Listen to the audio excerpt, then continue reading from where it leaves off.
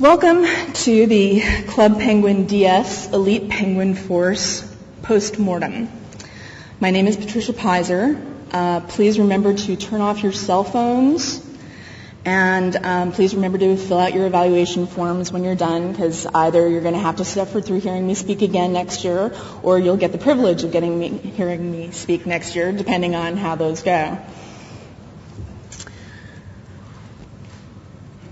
This is the one slide that you will see that has a lot of text on it. I don't believe in putting a lot of text on slides. However, I have to have an obligatory disclaimer at this moment. I am no longer a member of the Walt Disney Company, and so I am obliged to respect their proprietary information, their confidentiality, et cetera, et cetera.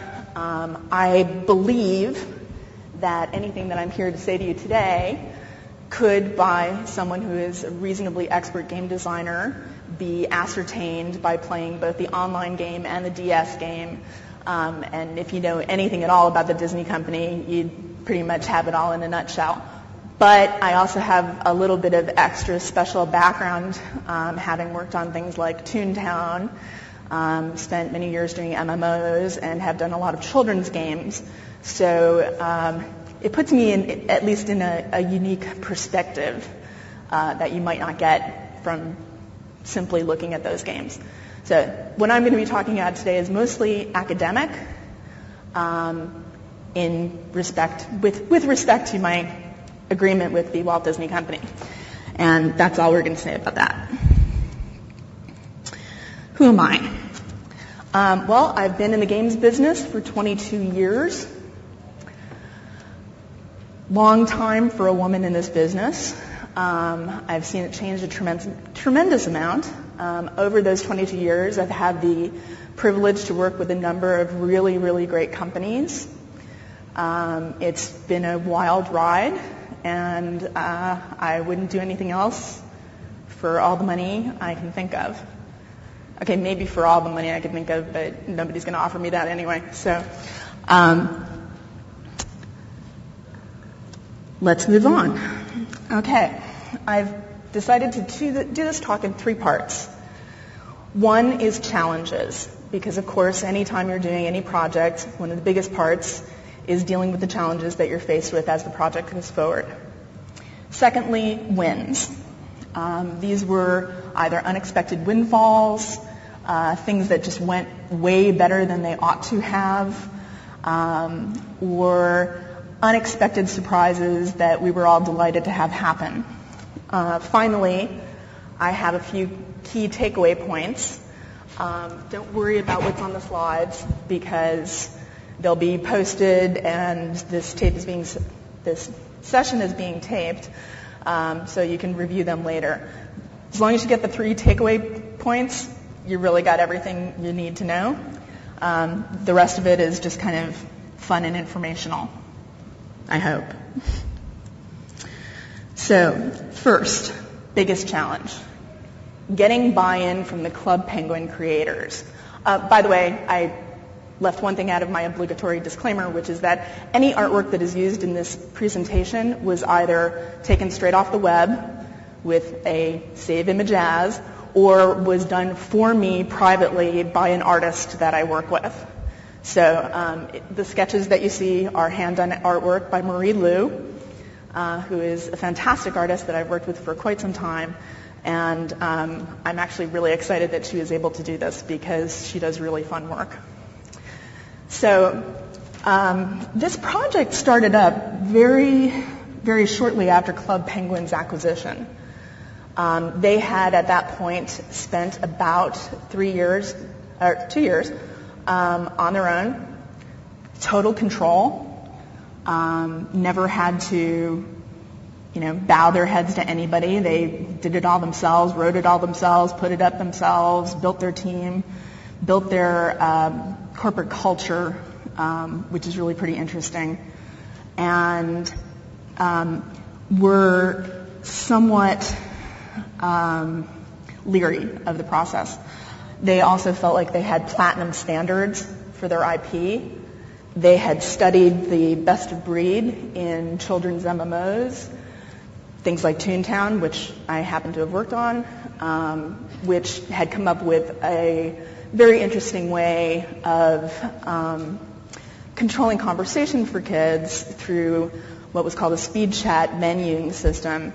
But it was very limiting because you could only use pre-baked phrases.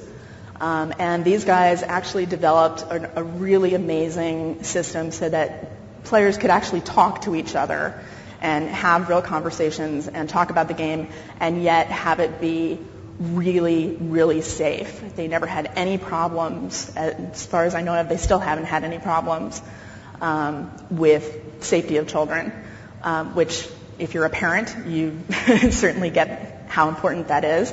If you're a game developer and you're making kids' games, you damn well better get it because it's really, really important. So next on that, if I could get Club Penguin to really believe that we understood what they were doing, what they wanted out of their game, what they wanted out of this thing that we were making, was that I would get marketing support from them. They've got all of the eyeballs that play this game, and it's not a small number. So I could save huge amounts on marketing spend that could go into development, or it could keep my budget down by getting them to be really great believers in this project and supportive of this project, because then on their website they could be putting up, in 2 weeks, the DS game comes out. Oh, check out the DS game. It's got all this cool stuff. Blah, blah, blah. Because they do newsletters and news releases, and their fans are extremely devoted to paying attention to anything that these guys have to say. They're pretty religious about it.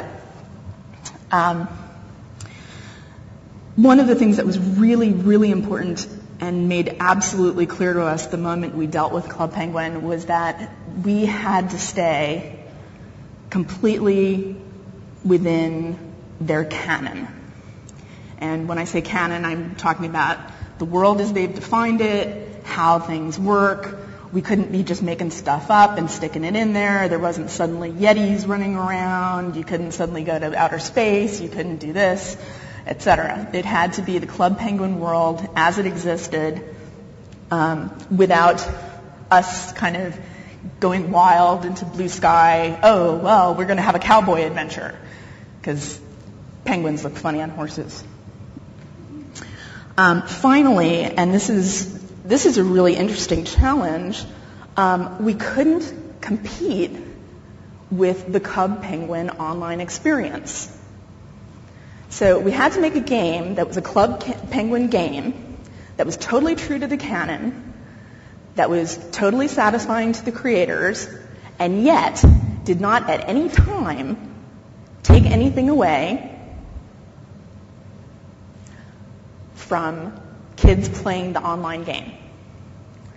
Okay. Sure, we can do that. It's just a little difficult. So this was, as I said, the first external use of this intellectual property. I use IP pretty much interchangeably with Club Penguin, so just deal with it as we talk. They were very leery of what we were going to do to their world. They were suddenly, dealing with Disney, which is a huge corporation with many, many divisions, and, the toys people had ideas of what they wanted to do, and, the other people, the online people had ideas of what they wanted to do, and Disney Interactive makes games for the DS, PSP, Wii, Xbox, PlayStation, all console games. They don't do any PC games. So they were dealing with a group that was really not necessarily familiar with what these guys had been doing up until this point. And they were clearly a little fraught with tension in facing that. which of course put the project at very high risk. If Club Penguin was not happy with this, then they wouldn't be giving us the support that we needed, and the game could be a flop. So we had to be very, very respectful of their concerns on this. So this is one of my favorite slides. If you've ever worked on a project that involved an IP holder, a developer, and a publisher, then you've already encountered what I like to refer to as the triangle of pain. Everybody has their own things that they're concerned about. The IP holder wants to hold true to the IP. They want a lot of creative control. The publisher has their systems that they've already put in place, which may not be compatible with how the IP holder deals with things. The developer wants to be creative and do something fun and different and exciting for them because, well, they're developers, and that's how they get excitement, is by making cool games. So they're really very much at odds with one another. I'm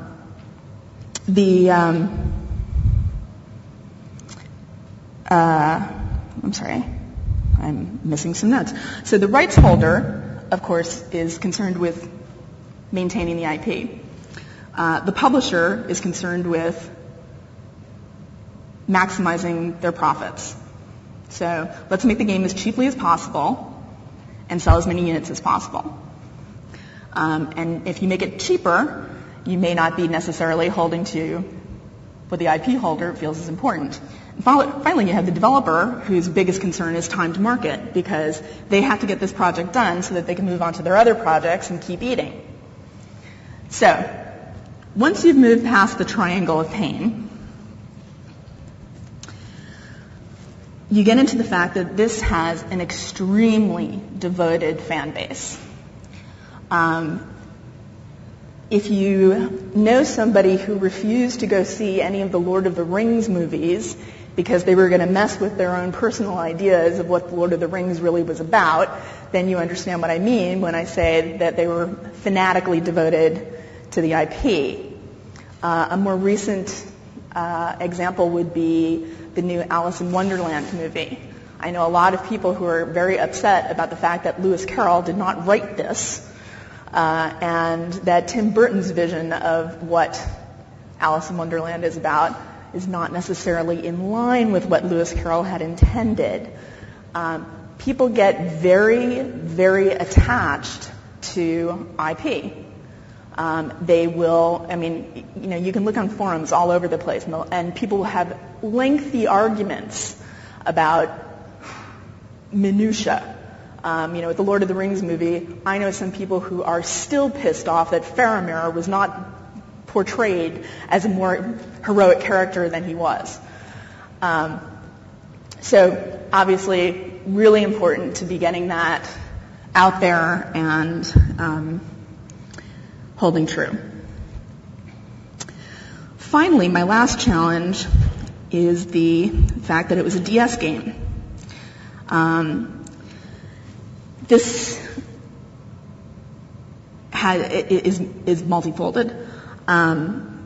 First of all, these kids are used to playing on a home computer. Usually home computers are in a public area of the house. They may be shared by other members of the family. It's a very public experience. Because it's an MMO, it's an extremely public experience because you've got all these other players in the world. And there was no way that you can support that on the DS. You can only have so many other players hooked to a DS. Obviously, the fact that you can have some other players is better than none, but because having a game that's about an MMO that only has one person in the world is really, really strange. At least we were able to start to meet that. You have limited connectivity for a game that's always been completely connected. So these kids have been playing these games where they've had huge amounts of bandwidth, and now they're dealing with something that has extremely limited bandwidth. You can always be pushing stuff up to the infrastructure or the net, but pulling anything down, well, you have to leave unwritten RAM there, and it's expensive.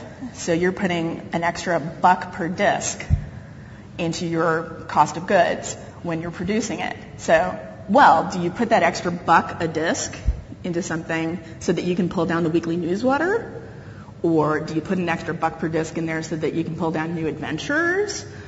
You know, definitely a very, very hard trade-off there. You have limited memory and disk size, period, no matter how much you spend. So you can't recreate the entire world. I mean, the Club Penguin world is relatively small compared to something like WoW or Asheron's Call or EverQuest, but it's still a pretty big world, and it has a fair amount of content in it. And it's more content than you could get into a DS game and still have something other than just that world content there. You wouldn't have anything to do. So the idea was, oh, well, we have to have some kind of an adventure so that you have something to do in this world, but it meant that we had to limit how much of the world you actually got to see. Something very important to Club Penguin and to me personally was that we have both cooperative and competitive play. So if you've ever played Club Penguin, you know there's a fair amount of cooperative or competitive play. There are a lot of games like Mancala or racing of some, you know, like tobogganing or whatever, where you're competing against other players. And that's part of the social interaction. And this game had to have social interaction to maintain the feel of the Club Penguin world. For me, that's also very important because I don't think it's natural to play by yourself all the time. There's a reason that the game Solitaire is called Solitaire. It's because it was weird to play by yourself. And they had to say, oh, well, this game is solitaire, so when there's nobody else around and you want to play a game, you can just play this. So it was important to me to make sure that you'd be able to involve other people in your play. Because actually shared, and I've said this at so many of my talks, I can't even keep track of it now, shared experiences are compelling experiences. If you've ever played an MMO where you and your friends are in a party and you're in a raid or whatever, and you're on the verge of death, and two of you are dead, and you've lost all your good stuff, and and your friends have to come and save you, and there's all this risk and all this wildness. People actually get bonded by that experience because your brain doesn't know the difference between the thing that's going on the computer that you're playing and something that's going on in the real world, like a fire in a building where you're helping your neighbors and pulling them out of the building. So you get exactly the same brain chemistry, and you get the same kind of bonding. So if you want to create experiences where these kids are feeling like they're really interacting with each other, where they're really bonding with each other, you have to enable them to be playing together. Okay, that's just one of my personal rants. Not everybody feels this way. Sorry. So, you're also dealing with much smaller screen real estate, okay? They're used to a huge monitor, right? You got two little screens that theoretically are adjoined, but they're not, because there's this big white space where the hinge of the machine goes. And so trying to create games, for instance, some of the favorite games from the online world, like fishing, you had to be dealing with the fact that, well, it's contiguous, but it's not really contiguous. It's kind of contiguous. And that made it much more challenging to make the experience feel right. You had to do many iterations to make that feel like it was one big screen that you were dealing with in those kinds of games. I mean, obviously, if you have an overhead map on the top and a close-up scene on the bottom, it doesn't have to feel contiguous. But if you're dealing with something that's going from the top screen to the bottom screen, like the jetpack game, it's got to feel connected, and it's got to look connected, and it's not the easiest thing in the world to do.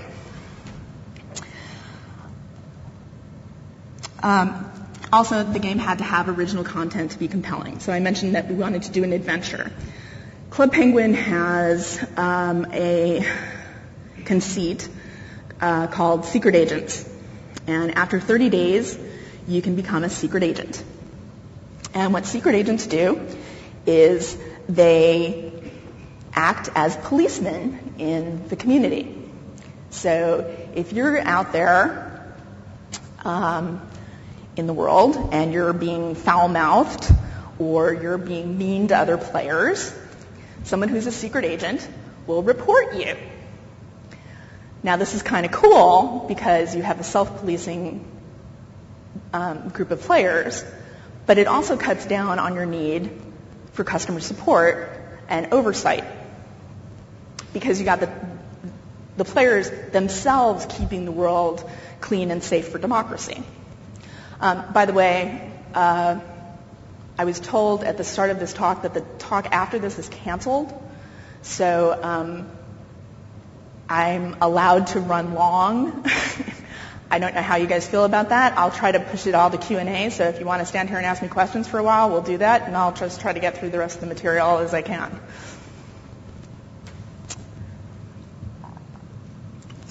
Yes. Replayability. Okay, so you go out and you pay $30 for a cartridge for your DS, maybe 40, maybe 50. You want to get some replay value out of that. If you've gone through the adventure just once, and that's all there is to it, well, that kind of sucks. So we had to come up with ways of introducing seasonal content. So one of the things that Club Penguin does is every month they have a party that's based on something seasonal. So they have a holiday party, they have a Halloween party, and the Halloween parties are huge. And they have beach parties, et cetera, et cetera. So we had to have it set up so that content would be released over time on your card, that the disk would itself know the date and adhere to, oh, well, if we're past this date, then you can access this content, giving extra bonuses to the kids and giving them reasons to go back to the disk, as well as, so if you play the adventure by yourself, you get this kind of a score. If you play the adventure with a friend helping you cooperatively, you both get a higher score. So we tried to come up with a lot of ways of encouraging kids to go back and use that disc more than once, just to get a better value out of it, and again, to encourage parents to feel like it was a better value. So this also needed, to feed back into the online world somehow. What we ended up doing was allowing you to play games and earn coins, which are the Club Penguin currency, and then you could upload your coins at the end of your play session and buy stuff in the Club Penguin online world with coins that you'd earned while you were sitting in the car on your way to your grandmother's house playing your DS in the back seat.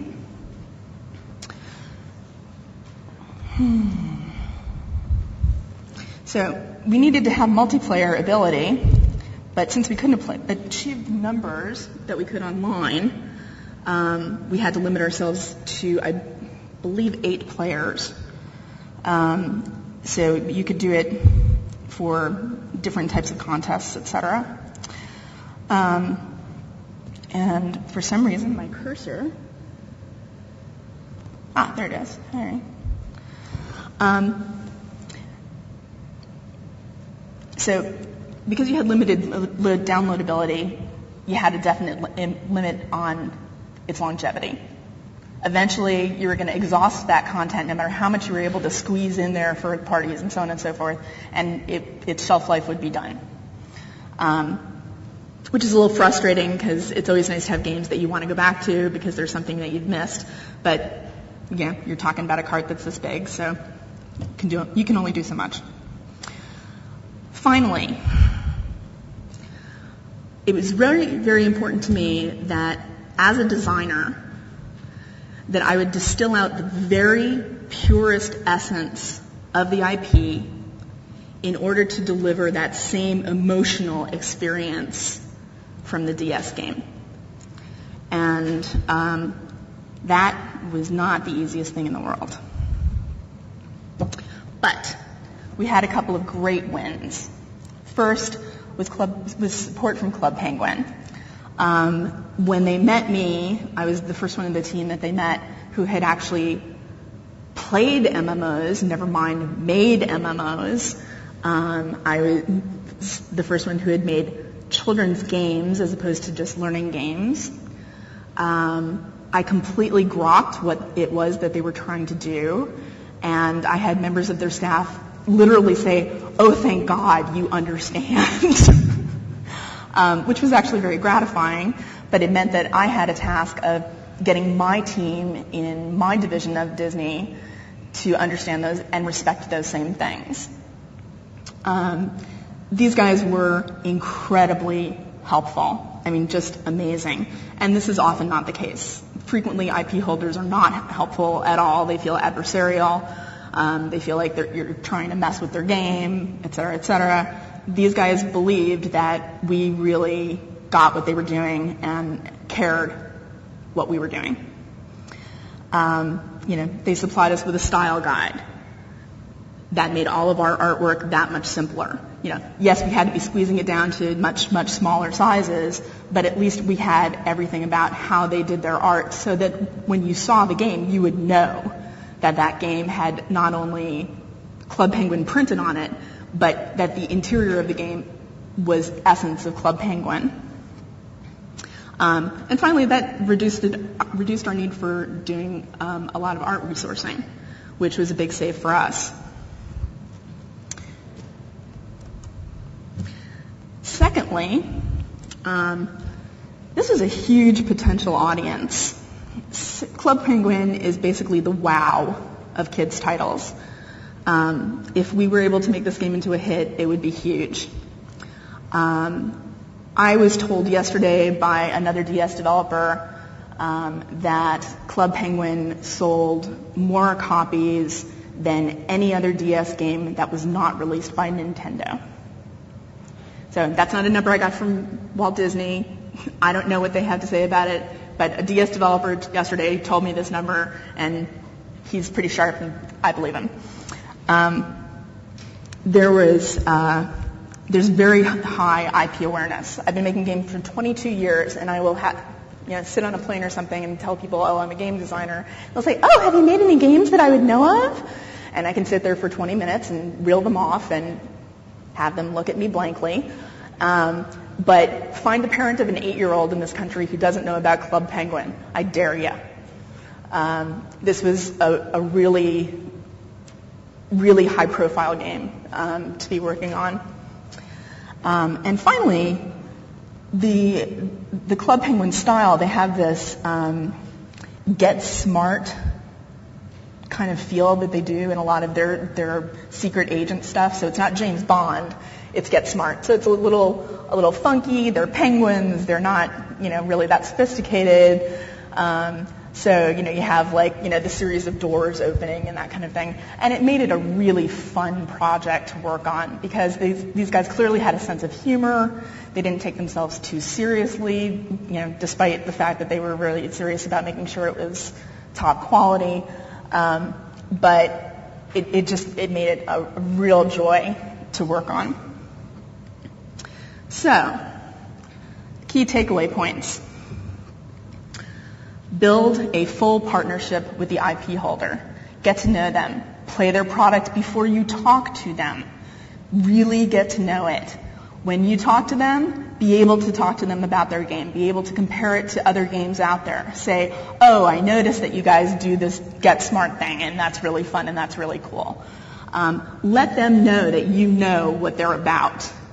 And that way you will get the best support from them. Second, depart from the IP canon at your peril. So if you're going to mess with it, all bets are off. If the fan base is really devoted, they will reject it. Finally, create a player-centric, authentic feeling game. So when that kid opens up that disc and sticks it in their DS, they feel like they're in Club Penguin, even though they're not online, even though they're not in the big world. But they feel like this is Club Penguin or a little slice of heaven that they can play in the backseat of the car or in a doctor's office when they're waiting for something. So you're distilling the key experiences of the original game. You're taking advantage of the strengths of the new platform. I mean, you can do stuff with a stylus on DS, which you can't obviously do with a PC. And then create a naturally complementary adjunct experience. It's not a replacement. It's there to continue the experience into different spaces. And that takes me to Q&A. Does anybody have any questions? Please don't be shy. Could you please step up to the mic? Tell me your name. Hello, my name is David. I was just curious about the size of your team and the time taken to do the game. I'm sorry, could you repeat the question? The size of the team, programmers, designer, artists. Oh, the size of the team. And also the timeline, please. Well, so our team... Sorry, I'm having to think about whether I can actually answer that question or not. The developer is a relatively small developer. Is under a dozen people at the developer. There were under a dozen people at Disney Interactive working on it. I was on the phone every day with the lead designer, or at least exchanging email with him. So there was really high communication bandwidth. But it allowed a very small team to pull it off. So, good question. Even though I have to kind of think about whether I should answer it. Anybody else? No? Okay. Last chance. If we run out of questions before my slides run out, I'm going to be really sad. Because putting together this little slideshow was like my favorite part of doing this presentation. And I love the art. So, but if you have places you go, So you mentioned how they were really excited about you having played their game and being familiar with the game. Was that something that you had already just kind of done being an MMO, professional? Or was that something, did you do like a specific directed research on their product? Actually, this was kind of funny because I had heard about Club Penguin, but I wasn't working on MMOs, so I wasn't being as devout about my MMO playing. And when I was working on Toontown, I was playing everything out there. I was told I was going to be working on this project, and I had less than 1 week before we were going up to Canada to visit them. So I spent that 1 week completely immersing myself in Club Penguin and getting to know it as well as I possibly could. The kind of funny part about this was, we're meeting with these guys, and of course, everybody's worried about offending everybody else, and there's all this stuff going on, and we're going around and introducing ourselves. And it got to me, and I said, I've done this and this. And I said, and I was creative director at Turbine on one of the Asheron's Call titles. And suddenly Lance, who's one of the three primary guys, gets all fanboy on me, which it's like, oh, wow, you're one of the newest multimillionaires in America, and you're getting all fanboy on me. That was unexpected. But it showed him that I really knew MMOs. And the whole team looked at me like, oh, you really understand what we're doing, which was a surprise for them because they just hadn't had that happen. So thank you. It's a very good question. Addie. Sure. Hi, my name is Carlin. When you were designing the game, did you think more about girl play patterns or boy play patterns, or did you kind of not think boy or girl and just go for a great game? Okay, so the question is, when I was designing the game, did I think about girl play patterns, boy play patterns, or did I not think about it at all? I always think about it.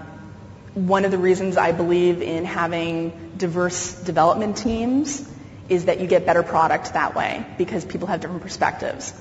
Having been doing this for 22 years, I've spent a lot of time working with basically 14-year-old boys and 35-year-old bodies who want to make first-person shooters. I was fortunate enough to see and actually participate in a live demonstration of the Minority Report information. They had that interactive, where Tom Cruise is like sliding screens all over the place. Well, I got to go see the developer and like hang out with them and play with it. And I was blown away. I was like, oh my God, what an amazing thing. You could do so many things with this. And there was a guy there who's like, I don't know, 20-something. And he puts on the gloves and he messes with it for like 3 minutes and he's like, oh my God, you can make the best first-person shooter out of this. And I thought, yeah, that's what we need is another first-person shooter because God knows we've got a shortage of those. When I was thinking about the kind of gameplay that we wanted in this product, I was really, really sensitive to looking at the demographics that Club Penguin already had. So I wanted to try to match percentages of gameplay to what they were already experiencing, because it's not perfectly even. I really had to think about the age groups that were playing it. And that's one of the reasons that I like having cooperative play as well as competitive play, because competitive play tends to be more of a boy dynamic. I know I'm making gross generalities here. And cooperative play tends to be more of a female dynamic. So yeah, I put a great deal of thought into it and fought hard to keep it really well balanced so that everybody would feel like they were getting something that they were happy with. So, thank you. We done? Okay. Well, I hope you guys enjoy the rest of the conference. Good luck. This is how you can contact me. And thanks for coming.